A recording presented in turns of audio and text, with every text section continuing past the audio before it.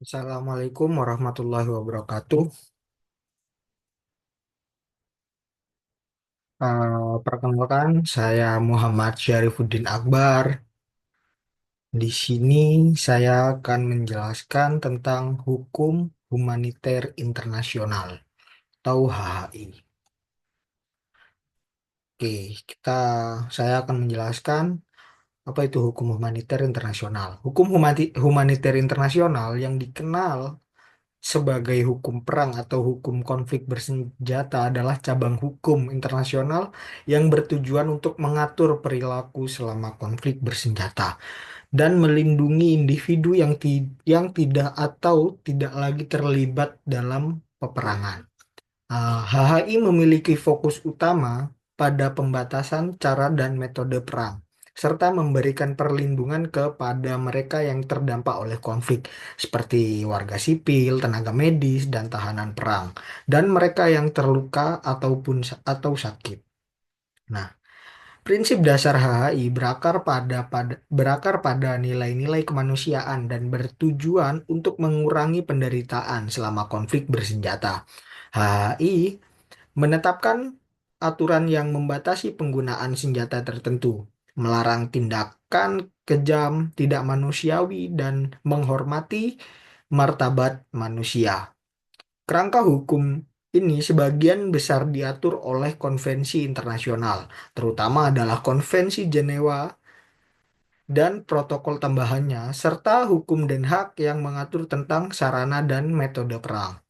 HHI berlaku dalam dua konteks utama, yaitu konflik bersenjata internasional antar negara dan konflik bersenjata non-internasional antara pemerintah dan kelompok bersenjata non-negara atau antar kelompok bersenjata. Aturan-aturan ini bertujuan untuk menciptakan keseimbangan antara kebutuhan militer dan perlindungan kemanusiaan, yang menegaskan bahwa bahkan dalam perang terdapat batasan yang harus dihormati. Nah, sebagai bagian dari hukum internasional, HHI mendapatkan dukungan luas dari komunitas global. Namun penerapannya seringkali menghadapi tantangan di lapangan, termasuk pelanggaran yang dilakukan oleh pihak-pihak yang sedang berperang. Oleh karena itu, penguatan pemahaman, kepatuhan, dan penegakan hukum ini menjadi sangat penting untuk mengurangi dampak buruk konflik bersenjata bagi kemanusiaan. Next slide adalah perbedaan antara Konvensi Jenewa, Protokol Tambahan, dan Hukum Den Haag. Pada Konvensi Jenewa itu mempunyai fokus utama untuk melindungi yang tidak terlibat atau tidak lagi terlibat dalam konflik bersenjata. Isi utama dalam Konvensi Jenewa ini terdiri dari 4 dokumen utama yang disahkan pada tahun 1949. Pada konvensi pertama, melindungi tentara yang terluka dan sakit di medan perang. Lalu yang kedua, melindungi tentara yang terluka, sakit, dan korban kapal karam di laut.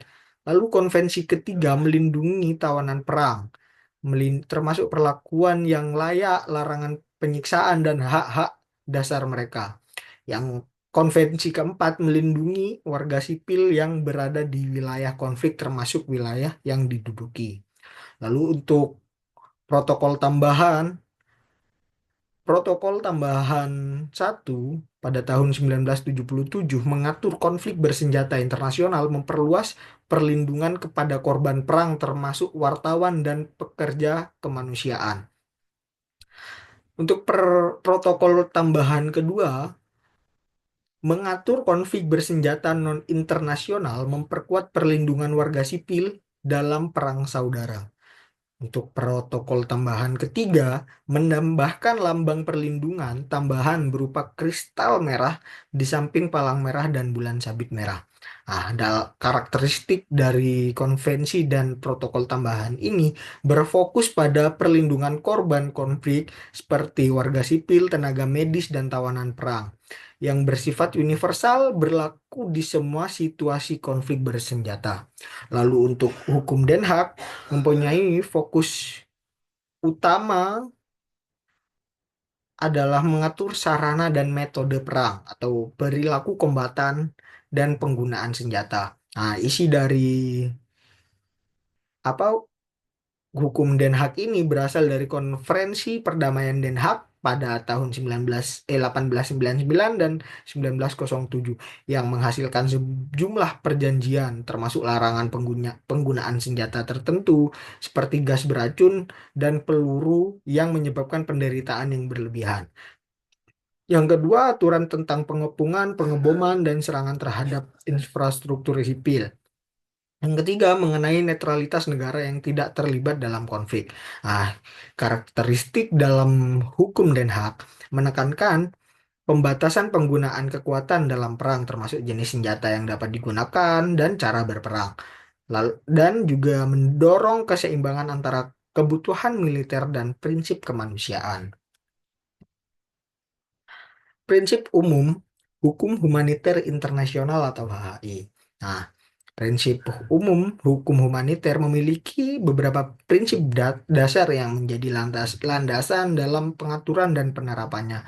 Berikut adalah prinsip-prinsip utama HHI. Yang pertama ada prinsip distinction. Prinsip ini mengharuskan pihak-pihak yang terlibat dalam konflik bersenjata untuk membedakan antara kombatan dan warga sipil. Serangan hanya boleh diarahkan kepada target militer dan tidak boleh menyasar pada warga sipil atau objek sipil. Lalu yang kedua ada proporsionalitas. Prinsip ini melarang serangan yang dapat menyebabkan kerugian yang tidak seimbang terhadap warga sipil dibandingkan dengan keuntungan militer yang diharapkan. Dengan kata lain, serangan yang berdampak terhadap warga sipil harus seminimal mungkin. Lalu yang ketiga ada prinsip kebutuhan militer. Prinsip ini memperbolehkan penggunaan kekuatan hanya jika diperlukan untuk mencapai tujuan militer yang sah dan tidak dilarang oleh hukum internasional. Tindakan militer yang tidak relevan atau berlebihan melampaui kebutuhan militer itu dilarang. Lalu prinsip keempat ada prinsip kemanusiaan atau humanity.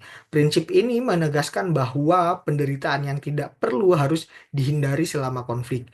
Penggunaan cara atau metode perang yang menyebabkan penderitaan yang berlebihan, luka, atau kehancuran yang tidak perlu itu dilarang. Dan poin kelima ada prinsip larangan yang tidak perlu. Kekejaman yang tidak perlu. HI melarang senjata taktik atau metode perang yang menyebabkan penderitaan yang berlebihan atau tidak perlu, baik kepada kombatan maupun warga sipil. Bisa dibilang pada poin ini, eh, larangan untuk menggunakan senjata yang merusak dengan skala besar itu tidak diperbolehkan. Nah, selanjutnya ada poin keenam, keenam, prinsip martabat manusia. Setiap individu termasuk tahanan perang, warga sipil, atau mereka yang terluka memiliki hak atas perlakuan yang bermartabat dan tidak boleh menjadi subjek kekerasan, pelecehan, atau penghinaan. Nah, prinsip-prinsip ini berfungsi sebagai pedoman berbagai pihak yang terlibat dalam konflik untuk memastikan bahwa operasi militer tetap menghormati hukum internasional dan meminimalkan dampak buruk bagi kemanusiaan. Prinsip-prinsip ini diwujudkan dalam peraturan konkret yang tertuang dalam Konvensi Jenewa dan Hukum Den Haag.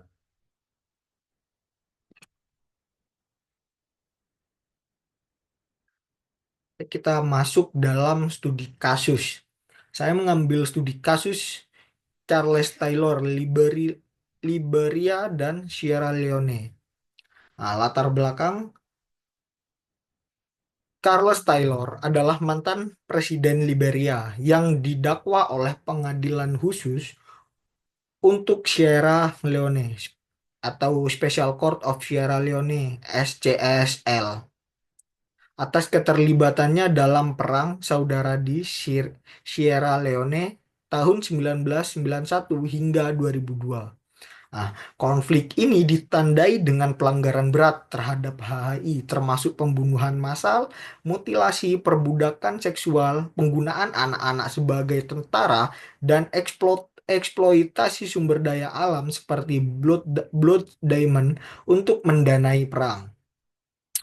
Lalu ada jenis pelanggaran HHI Taylor yang didakwa atas tindakan yang melanggar hukum humaniter internasional. Seperti yang pertama, ada kejahatan perang yang termasuk pembunuhan, penyerangan terhadap warga sipil, dan penyerangan terhadap personel atau objek yang dilindungi.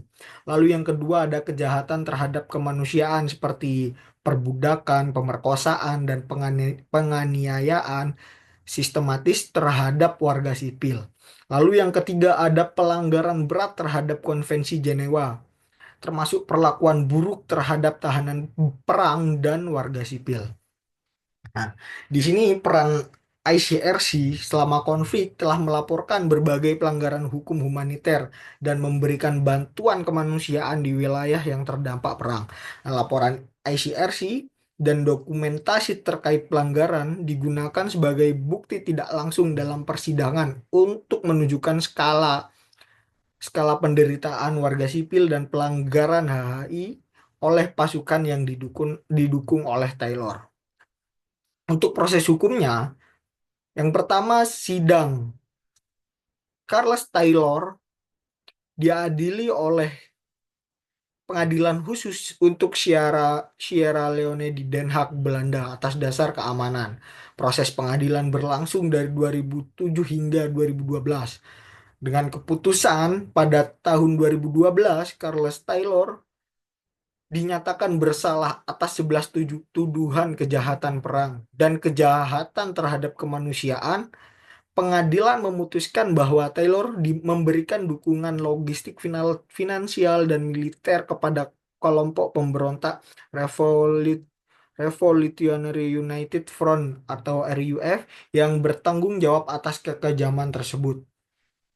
Nah, untuk hukumannya sendiri, Taylor dijatuhi hukuman 50 tahun penjara yang merupakan salah satu hukuman terberat untuk kejahatan perang pada masa itu. Lalu relevansi terhadap HHI, kasus ini menegaskan penerapan HHI dalam konflik bersenjata non-internasional. Pengadilan menunjukkan bahwa meskipun Taylor tidak secara langsung memimpin pasukan, dukungannya terhadap kelompok pemberontak yang melakukan pelanggaran berat HHI membuatnya bertanggung jawab. Peran ICRC dalam konteks HI, meskipun ICRC tidak memiliki peran langsung dalam proses pengadilan karena sifatnya yang netral dan independen. Organisasi ini memainkan peran kunci dalam mendokumentasikan pelanggaran HHI selama konflik, memberikan bantuan kepada korban pelanggaran hukum humaniter, menyediakan analisis hukum untuk mendukung perkembangan dan penerapan HHI. Nah, kasus Charles Taylor ini menjadi salah satu contoh penting bagaimana pelanggaran berat terhadap HI dapat diproses secara hukum, memberikan keadilan kepada korban, dan menegaskan pentingnya kepatuhan terhadap hukum humaniter internasional. Nah, sekian dari saya. Apabila ada salah kata ataupun kurang dalam penjelasan saya, mohon maaf. Terima kasih. Wassalamualaikum warahmatullahi wabarakatuh.